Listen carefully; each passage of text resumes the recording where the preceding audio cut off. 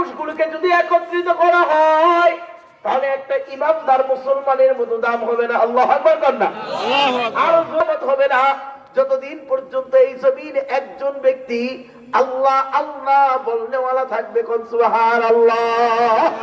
আমার ভাইরা, সেই আল্লাহ আল্লাহ বলনেওয়ালা, চাই ভ্যানওয়ালা, ঠেলাওয়ালা, রিস্কাওয়ালা, দিনমজুর, চাই বাজারের একজন সুইপার হোক, কিন্তু একজন ইমানদারের দাম আল্লাহর কাছে হাজারো কোটিপতি, এরকম ডোনাল্ড ট্রাম্প থেকেও, এরকম ভাবে বারাক ওবামা সহ গোটা বিশ্ব মোড়ল থেকে সবচেয়ে দামি হচ্ছে একজন ইমানদার। জোরে বলেন আল্লাহু আকবার। আল্লাহু আকবার। আমার ভাইরা, এরকম ভাবে তাফসীর কারকরা লিখেছেন, গোটা পৃথিবীর ইমানদারদেরকে যদি এক পাল্লায় রাখা হয় তাহলে যারা আল্লাহর নৈকট্য অর্জন করেছে, যারা আল্লাহর ওলি হয়েছেন, যাদের সাথে আল্লাহর সম্পর্ক এরকম তৈরি হয়েছে, আর একজন ওলির সমান সাধারণ ইমানদারের দাম হতে পারে না। কথা বলেন ঠিক কিনা? কারণ ওলিদের সম্পর্কে আল্লাহর কোরআন বলেছে, ইন্না আউলিয়া আল্লাহি লা খাউফুন আলাইহিম ওয়া লা হুম ইয়াহজানুন। জয় বলেন আল্লাহু আকবার। আল্লাহু আকবার। আমার ভাইরা, আল্লাহর ওলিদের সম্পর্কে আল্লাহ বলেছে, ইন্না আউলিয়া আল্লাহ,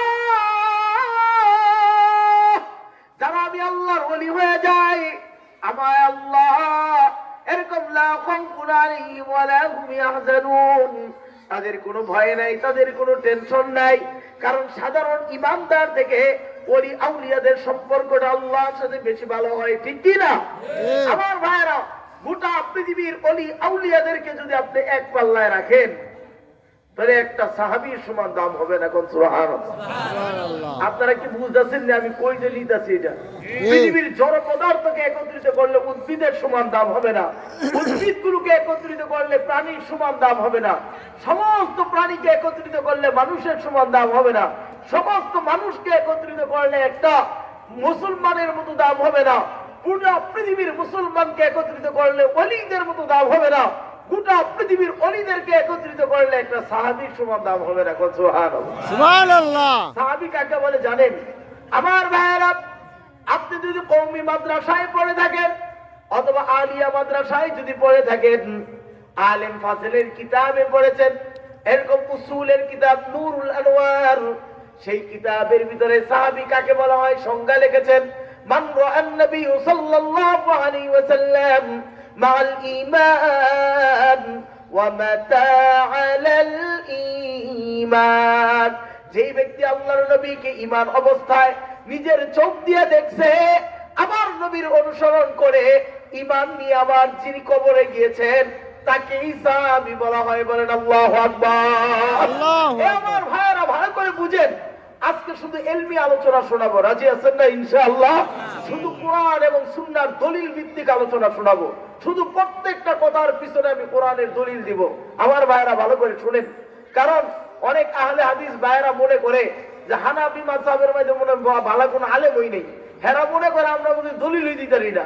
আরে তোর কি পরিমাণ দলিল দরকার, তুই আর আজকে দলিল নিয়ে বাই যাবি ইনশাআল্লাহ। ঠিক আছে না ইনশাআল্লাহ?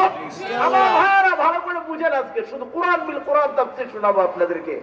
আমার ভাইরা, গোটা পৃথিবীর সাহাবীদেরকে যদি একত্রিত করা হয় তাহলে একজন নবী সমান দাম হবে না। আল্লাহু আকবার কর। আল্লাহু আকবার। গোটা পৃথিবীর সব সাহাবী করে একত্রিত করলে একটা নবীর সমান দাম হইব না। আমার ভাইরা, গোটা পৃথিবীর নবীদেরকে যদি একত্রিত করা হয় তাহলে আপনার আমার নবী আকায়ে নামদার তাজদারে মদিনা সরদারে দু আলম নবী মুহাম্মদুর রাসূলুল্লাহ সাল্লাল্লাহু আলাইহি ওয়াসাল্লামের মতো দাম হবে না। বলেন আল্লাহু আকবার। আল্লাহু আকবার। কারণটা কি রে ভাই? আমার আল্লাহ আপনার আমার নবী আল্লাহ তাআলা তাকে এত সম্মান দিয়েছেন, এত মর্যাদা দিয়েছেন, গোটা পৃথিবীর নবীরা আমার নবীর ইমামতির পিছনে সমস্ত নবীরা ইক্তেদা করে আমার নবীকে ইমাম বানাইলেন, সরদার বানাইলেন, আর সমস্ত নবীরা তার মুক্তাদি হলেন। বলেন আল্লাহু আকবার। আল্লাহু কখন আকবার। মুক্তাদি হয়েছে জানেন আপনারা? আমার ভাইয়েরা, আপনারা আশ্চর্য হবেন, আমার নবী সাল্লাল্লাহু আলাইহি ওয়াসাল্লাম যখন ছোট্ট ছিলেন, এই বাইরে কাটায় কথা কই, এত কথা সুবহানাল্লাহ, এই ছোটগুলা পড়তো যে গোটা আরবের ভিতরে ভদ্র যদি কেউ থাকে তার চেহারাই বোঝা যায় তিনি সর্বশ্রেষ্ঠ ভদ্র। সুবহানাল্লাহ। আমার ভাইয়েরা, আমার নবী কিতাব খুলে দেখেন, আমার নবী ছোট্ট জীবন থেকে কখনোই এরকম খেলাধুলা করে নাই। অনেক বাচ্চারা দুষ্টামি করত, খেলাধুলা করত, আমার নবী এরকম খেলার মাঠে গিয়ে তাদের খেলাগুলো দেখতেন। আল্লাহু আকবার কন্যা, চুপচাপ বসে বসে দেখতেন, খেলা দেখতেন। কিন্তু আমার নবীর জীবনে একটা কষ্ট ছিল। ছোট্টবেলা আমার নবী যখন দেখতেন বিকেল বেলা প্রত্যেকের বাবারা এসে তার সন্তানকে নিয়ে বাড়ির দিকে রওনা হয়, কারো বাবা কোলে করে বাচ্চা নিয়ে বাড়িতে যায়, কারো বাবা সন্তানের আঙ্গুলটা ধরে ধরে বাড়ির দিকে নিয়ে যায়, কারো বাবা শরীরের ধুলাবালুগুলো মুছে দিয়ে শরীরে এরকম গালে কপালে চুবা খায়। কিন্তু আমার নবীর বড় অভাব, আমার নবীর বাবা কোনদিন তাকে এরকম নেওয়ার জন্য আসে না। আমার নবীকে কেউ কোলে করে বাড়িতে নিয়ে যায় না। শিশু মুহাম্মদ বাড়িতে গিয়ে অপুর শিশু আল্লাহ এরকম ভাবে মায়ের কাছে প্রশ্ন করে, মা গো আমার বাবা কোথায়? মা গো আমারও তো মনে চায় আমার বাবার কোলে করে আমি বাড়ির দিকে আসবো। মা গো আমারও তো মনে চাই আমার বাবা আমারে কালে চুমা দিবে, আমারে কপালে আদর করবে।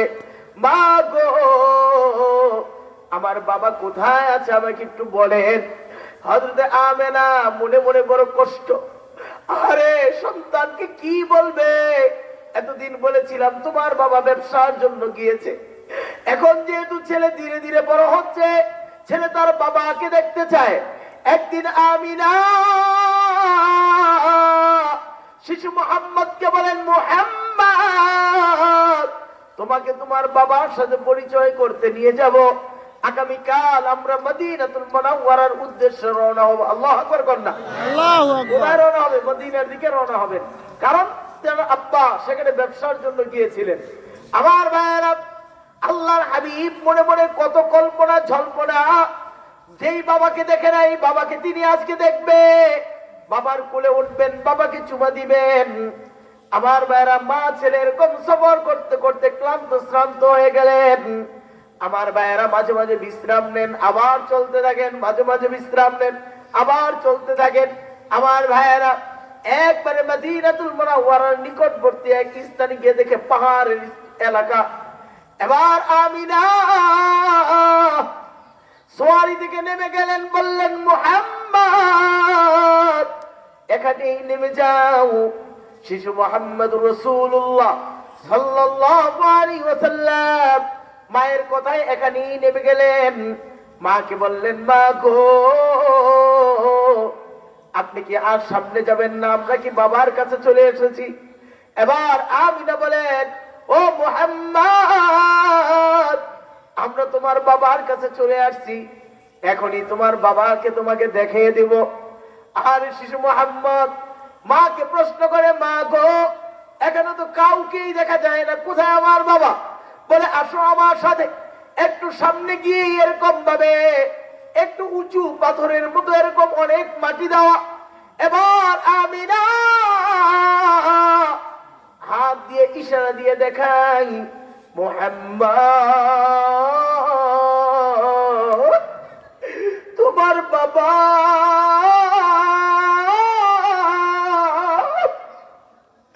এখানে ঘুমায়, এই ঘরের ভিতরেই তোমার বাবা লুকিয়ে আছে। মুহাম্মদ তোমার বাবা এই ঘরে শুয়ে আছে। মুহাম্মদুর রাসূলুল্লাহ সাল্লাল্লাহু আলাইহি ওয়াসাল্লাম ছোট্ট বাচ্চা, অন্তরের ভিতরে এরকম কত আশা ছিল বাবার কোলে উঠবে। আরে এবার এরকম ভাবে দৌড়ে গিয়ে বাবার কোমরের উপরে পড়ছে, বাবার কোমরের উপরে আঙ্গুল হাত দিয়ে এরকম আদর করে আর বলে, আব্বা যা বাবা গো। বিকেল হলে প্রত্যেকটা বাচ্চার বাবা এসে প্রত্যেককে নিয়ে যায়, আব্বা যান আপনি কি আমার সাথে গোসা করেছেন, রাগ করেছেন? আপনি এখানে ঘুমিয়ে আছেন, আমি মোহাম্মদ আপনার কোলে উঠতে মনে চায়। আব্বা যান, আরবের সন্তানরা বাবার সাথে ঘুরতে যায়, আমাকে কেউ ঘুরতে নিয়ে যায় না, আমার বাবা নাই। আব্বা যান, আমারও তো একটু ঘুরতে মনে চায়। এর ভাই কিতাবের ভিতরে লেখছে, আল্লাহ সুবহানাহু ওয়া তাআলা আমার নবী সাল্লাল্লাহু আলাইহি ওয়াসাল্লামকে এরকম ভাবে সান্ত্বনা দিয়ে দিলেন, মুহাম্মদ যেদিন আপনি বড় হয়ে যাবেন, যেদিন আপনার ঘোরার বয়স হবে, সময় হবে, আমি আল্লাহ আমার কুদরতি হাতটা দিয়ে আপনার হাতটা ধইরা গোটা পৃথিবীটাকে ঘুরায় ঘুরায় দেখাবো, এমন জায়গাতে আপনাকে নিয়ে যাব যেখানে আদমের সন্তান কোনদিন পৌঁছায় নাই। কোন আল্লাহু আকবার, আল্লাহু আকবার। এবার আবার আল্লাহ কুরআনুল কারীমের বনী ইসরাঈলের সূরাত বনী ইসরাঈলের প্রথম আয়াতে আল্লাহ বলেন, সুবহানাল্লাযী আসরা বিআবদিহি লাইলান মিনাল মাসজিদিল হারামি ইলাল মাসজিদিল আকসা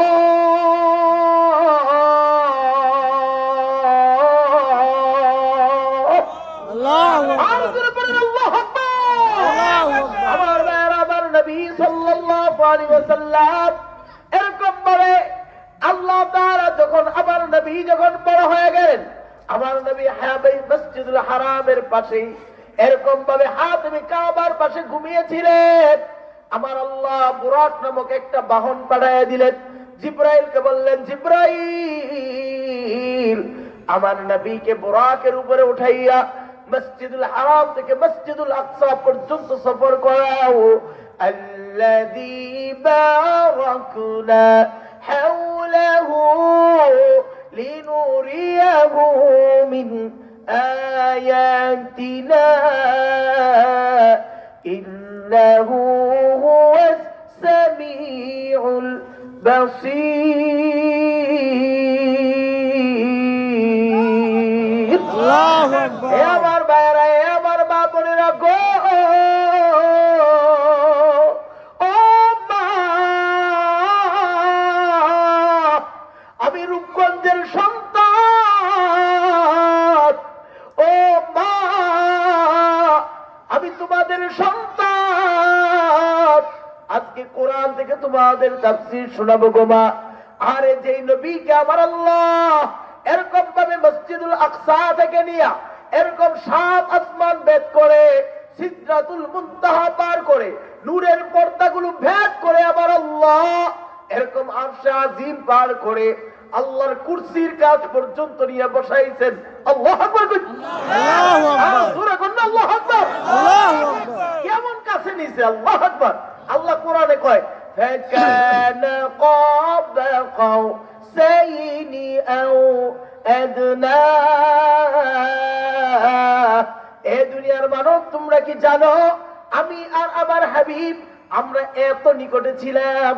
ফাকানা قاب قوسين أو أدنى, একবারে একটা ধনুক একটা তীর যতটুকু লম্বা হয় আর এটা যতটুকু লম্বা হয় তার থেকেও নিকটে আমি আর মুহাম্মদ রাসূলুল্লাহ একসাথে বসে আমি আমার হাবিবের সাথে কথা বলেছি। আল্লাহু আকবার, আল্লাহু আকবার। কত কাছে পড়ছে বুঝছেন কিনা? আহলে সুন্নাত ওয়াল জামাতের আকীদা বিশ্বাস যে আল্লাহ এবং তার রাসূল যখন কথা বলে মাঝখানে কোনো পর্দা ছিল না। এরকম ভাবে আল্লাহ তাআলা কথা বলেছেন। দেখেন তো দেখি, যেই নবীকে আল্লাহ সুবহানাহু ওয়া তাআলা এত মর্যাদা দিয়েছেন, এত সম্মান দিয়েছেন, কিন্তু সেই নবীর ইন্তিকাল কি হয়েছে জানেন? আরে এই আয়াতটাই আমি আপনাদের সামনে তেলাওয়াত করেছি। আল্লাহ সুবহানাহু ওয়া তাআলা কুরআনুল কারীমের 50 নম্বর সূরা সূরাতুল কফ আয়াত নম্বর 16, 17, 18 আল্লাহ তাআলা এই আয়াতে কারীমের ভিতরে আমার নবীর মৃত্যুর দৃশ্যটা তুলে ধরলেন। খুলে দেখেন বুখারী শরীফ, খুলে দেখেন আর ইমাম বুখারী রাহমাতুল্লাহি আলাইহি আম্মা জান আয়েশা রাদিয়াল্লাহু তাআলা আনহা থেকে এই হাদিস রওয়ায়াত করেছেন। আম্মা জান আয়েশা বলেন, আল্লাহর নবী যেদিন দুনিয়া থেকে বিদায় হয় আমার নবীর মাথাটা আমার কোলেই ছিল। আল্লাহু আকবার করেন। আল্লাহু আকবার। আর স্ত্রীর কোলে কি ছিল? মাথা ছিল। আল্লাহু আকবার। আমার ভাইরা, আম্মা জান আয়েশার কোলে আমার নবীর মাথা। আমার নবীর যখন সাকারাতে মউত শুরু হয়েছে ভাই, আমার নবী বারবার দুইটা হাত উপরের দিকে তোলে আল্লাহকে ডাক দিয়ে বলে, আল্লাহ ইয়া রাব্বিয়াল আলা, ইয়া রাব্বিয়াল আলা, ইয়া রাব্বিয়াল আলা।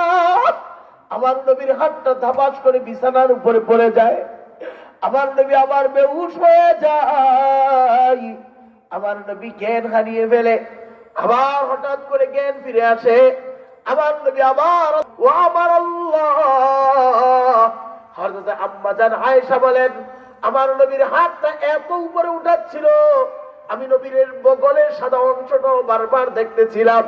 আমার নবীর হাতটা বারবার পড়ে যায়, নবীর কষ্ট হচ্ছে এটা ভাবতেছিলাম। নবীকে বলি, ইয়া নবী আল্লাহ, আপনার কি কষ্ট হয়? নবীর কপালটা বারবার ঘেমে যাচ্ছিল, আল্লাহর নবীর নাক বারবার ঘেমে যাচ্ছে, হাতের তালুগুলো বারবার ঘেমে যাচ্ছিল। আম্মা জান বলেন, আমার আঁচল দিয়া বারবার আল্লাহর হাবিবের কপালটা মুছতেছিলাম, নাকটা চেহারাটা মুছে দিচ্ছিলাম। এর ভাই ভালো করে শোনেন, মৃত্যুর পূর্ব মুহূর্তে মুমূর্ষু অবস্থায় যেই ব্যক্তি কাঁদতে থাকবে মনে করতে হবে এটা মুমিনের মৃত্যু। কার মৃত্যু? মুমিনের মৃত্যুর লক্ষণ হলো তার কপাল ঘেমে যাবে, নাক ঘেমে যাবে মৃত্যুর পূর্ব মুহূর্তে।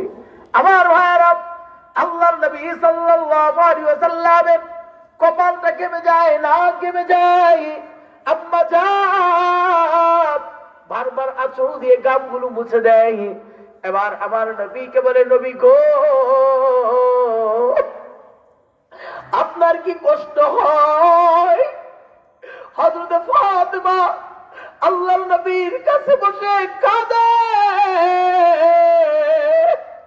পাগলের মতো হয়ে গেছে ফাতেমা। আর কমভাবে আল্লাহর নবী মাথায় হাত দিয়ে সান্ত্বনা দেয়, ও ফাতেমা রে শোন, আমি আমার ছোট্টবেলা বাবা হারিয়েছিলাম, আমার বাবার চেহারাটা আমি দেখি নাই। অতি অল্প বয়সে আমার মাকে হারিয়েছিলাম, দাদা এবং চাচাকেও ধীরে ধীরে হারিয়ে ফেলেছিলাম। আমাকে আশ্রয় এরকম ভাবে আদর করার কেউ নাই, কিন্তু আমার বড় একটা স্বপ্ন, আমি সবচেয়ে বেশি আদর করেছিলাম তোমাকে। ও ফাতিমা, তুমি আমার কলিজার টুকরা। ও মা, তুমি কাঁদিও না, তবে সুসংবাদ জানায় দেই, আমার আল্লাহ অতি তাড়াতাড়ি তোমার সাথে আমার মুলাকাত করায় দিব। আল্লাহু আকবার করলাম। আল্লাহু আকবার। আরে তুমি কাঁদো না, অতি তাড়াতাড়ি আল্লাহ তোমার সাথে আমাকে কি করে দিবেন? সাক্ষাৎ করায় দিবেন, মুলাকাত করায় দিবেন। আম্মা জান আয়েশা বলেন, আমি যখন আল্লাহর হাবিবকে প্রশ্ন করলাম, নবী গো, আপনার কি কষ্ট হয়? আপনার কি এরকম ভাবে কষ্ট হচ্ছে? মৃত্যুটা কি কষ্ট হয়? এবার আল্লাহর নবী বলেন, আয়েশা রে শোন, গোটা পৃথিবীর মানুষকেই সাকারাতে মাউতের একটা কষ্ট, এটা প্রতিটা প্রাণী জগৎকেই এরকম গ্রহণ করা লাগবে। আরে আল্লাহর কোরআন সূরাতুল কফ, আমার ভাইরা, আয়াত নাম্বার 19 নম্বর আয়াতে আল্লাহ বলেন, ওয়াজাআত সাকরাতুল মাউতি বিল হক, ওয়াজাআত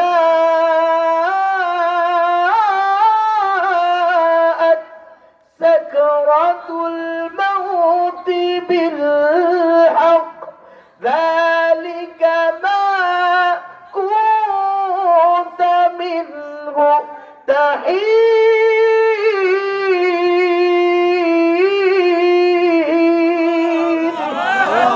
الله تعالى القرآن بلبندر شوت وجاءت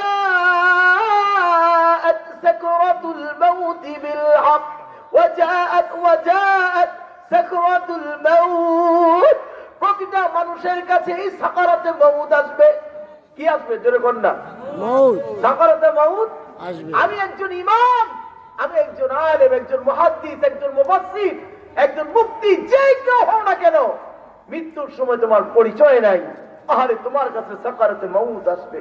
কথা বলেন ঠিক কিনা? ঠিক। আমার ভাইয়ের, আপনি ইমাম হন, আপনি মসজিদের সভাপতি হন, কমিটি হন, আপনি মাদ্রাসার সভাপতি হন, না রে ভাই না, সাকারাতে মউত থেকে বাঁচতে পারবা না। এরে ভাই, সাকারাতে মউতটা সবার কাছে আসবে। ওয়াজাআত সাকারাতুল মাউতি বিল হক, এইটা আসবে, এটা সত্য, এটা সত্য। যালিকা মা কুনতা মিনহু তাহিদ। এ বাবা এদিকে তাকাও, এই যে ছোট, কথা বলা যাবে না, এটা আমার অনেক ডিস্টার্ব হয়, বুঝছো? আমরা যখন লেখাপড়া করেছি, আপনারা হয়তো বা জানেন, আমি আপনাদের ভাগবের মাদ্রাসার পরিচালনার দায়িত্ব নিছি, জানেন না আপনারা? এই জানেন আপনারা? এই যে ভাগবের বড় মাদ্রাসা, এটা আমি আমার জিম্মাদারিতে নিয়েছি। আমার আন্ডারে 10টা মাদ্রাসা আছে রূপগঞ্জে। আলহামদুলিল্লাহ, আপনাদের এই যে মুহতামি হযরত মাওলানা আবুল হাসান আল-জালালি, আমি অত্যন্ত মায়া করি, স্নেহ, আমার অনেক আদরের ছাত্র। এরপর থেকে আলহামদুলিল্লাহ তাকে এখানে বসিয়ে দিয়েছি। আলহামদুলিল্লাহ মাদ্রাসা খুব ভালো চলছে। কখনো যদি লেখাপড়ার ত্রুটি হয় কল দিবেন আমারে, যে হুজুর এই হালত। আমি তো আসি সবসময়। এই কথাটা বলার অর্থ হলো এই, আমরা যারা লেখাপড়া করেছি ছাত্র জমানায়, বড় কষ্ট করে আলেম হয়েছি। কথা বল ঠিক না? আপনারা তো মনে করেন যে বক্তা একটা দাওয়াত দিছি, দুগা খাওয়ামু আর 2টা টিয়া দিয়ে দিব, বেড়ায় কত ওয়াজ করে যাবো গা। আসলে বিষয়টা এমন না। আমরা যে এই কোরআন শিখেছি না, একদিন যদি সবক না পারতাম তো উস্তাদরা কানে ধরায় দাঁড়া করায় দিতেন ক্লাসে, পা আংলায় দাঁড়ায় থাকতাম। কথা মনে বুঝেন না আপনারা? কত কষ্ট করে আমরা লেখাপড়া করেছি, কত দেখি জীবনে কত দাওয়াত খাই নাই জীবনে। আমার ভাই বোনের বিয়ে হয়েছে, আরে আমার আপন বোনের বিবাহের অনুষ্ঠানও আসতে পারিনি, কারণ মাদ্রাসা থেকে ছুটি নেই। জীবনে কত দাওয়াত মিস করার কারণে আল্লাহ এখন হাজারো দাওয়াত আমাদের পিছনে লাগাই দিচ্ছে। সুবহানাল্লাহ। আর সারা জীবন কষ্ট করে এরকম মাদ্রাসার খাবার, ডালের পানি আর কষ্ট করেছি বিদায়, এখন আর মুরগির রান আর গরুর গোস্ত ছাড়া এক নলা বাতনার মোহের ভিতরে যাই হই না। মানুষের ঠেল লইলেও দিব। আমি যদি ভাই খাইতাম না, তো হ্যাঁ আরো জোর করে কইবেন হুজুর খাইতাম নাকি, না খাওয়াটা মাইন্ড মনে করে। কথা বল ঠিক কিনা? আচ্ছা, কেন হয়েছে? কষ্ট করার কারণে। এই জন্য আমিও চাই আজকে আমরা কষ্ট করে এই সিনার ভিতরে আল্লাহ এলেম দিয়েছে, আমি আপনাদের সন্তান, আমি যদি আপনাদেরকে দিল খোলা কোরআনের তাফসীর না শোনাই, কে শোনাবে? কথা বলেন ঠিক না? আমার ভাইয়েরা, এই কোরআন বড় কষ্ট করে শিখেছি। এই জন্য কেউ যখন আশেপাশে ডিস্টার্ব করে তো কষ্ট লাগে। আরে এত কষ্ট করে আলেম হইলাম, আর এখন মানুষ কোরআনকে শিখতেই চায় না, বুঝতেই চায় না। আমার ভাইয়েরা, আজকে আপনাদের সামনে যে বিষয়টাকে তুলে ধরলাম, যিনি গোটা পৃথিবীর সর্বশ্রেষ্ঠ মানব, তার মৃত্যুটা এমন হচ্ছিল, আম্মা জান বলেন, আমি মনে করতাম মৃত্যুর সময় মানুষের কষ্ট হওয়া এটা মনে হয় গুনাহগারের লক্ষণ, কিন্তু আম্মা জান আয়েশা বলেন, আল্লাহর নবীর মৃত্যুর দৃশ্য দেখে আমার মনে হয়েছে সাকারাতে মাউত থেকে কেউ বাঁচতে পারবে। আমাদের দেশে কিছু আলেম আছে, মসজিদের সভাপতির ইমন ফার্ম দেয়, ভাবি যে শুটকির বর্তাটা রানছে রে ভাগ্যমা, একের দোয়া করে দিয়ে জান্নাত ইমাম সাহেবের বাবের কিনা। কথা কোন ঠিক কিনা? খালি রেস্টুরি করে দিয়েছে গিয়া। কথা বুঝছেন না? এমন দোয়া করে, আরে বইরা গেছেন, মার মনে করে যে কিছু মসজিদ দান করলে হ্যাঁ মনে হয় জান্নাতে কেরকম হয়ে গেছে। এগুলো আসলে সম্পূর্ণ একটা ভুল মেসেজ। জান্নাত এত সহজে যদি অর্জন করা যেত, এদেশের চোরটা বদমাস, এদেশের কালো টাকার ব্যবসায়ীরা, এদেশের এরকম ভাবে সাধারণ সন্ত্রাসীরা যারা মানুষের টাকা লুটপাট করেছে, তারা সবার আগে জান্নাতে গিয়ে বয়ে থাকতো। কথা কোন ঠিক কিনা? আরো জোরে কোন ঠিক কিনা? জান্নাত শুধু খালি একটা টিয়া দান করে দিলেই আপনি জান্নাতের মালিক হয়ে যাবেন, এটা সম্পূর্ণ ভুল। ভালো করে বুঝেন, এটা তো একটা মাত্র আপনার একটা দরজা আপনি খুলেছেন, কিন্তু হাজার ইবাদত আপনার সামনে বাকি।